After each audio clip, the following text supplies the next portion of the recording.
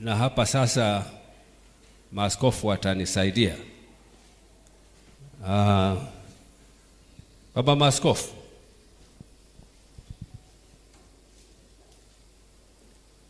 hivi mtu akifanya kazi nzuri yenye kuheshimika sana na iliyotukuka sana, hata kama sio Mwanglikana, hawezi kuwa lay canon?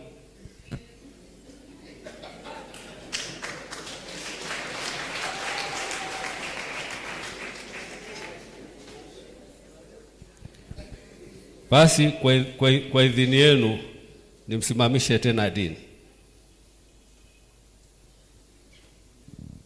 Ndio. Na mhazini.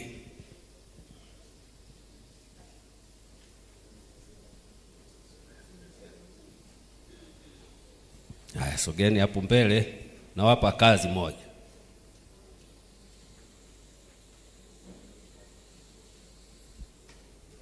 Mheshimiwa Waziri Mkuu, naomba uje.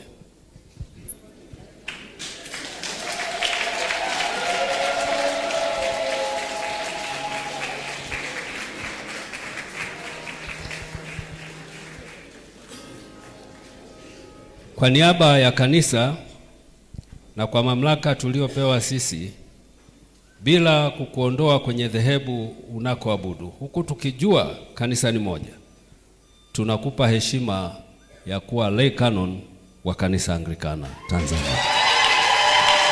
Naomba mumpe mkono.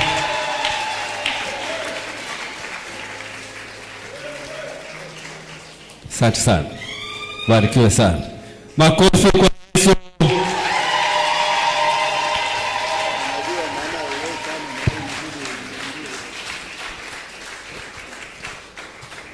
Hayatoshi hayo watu wa Mungu, hayatoshi.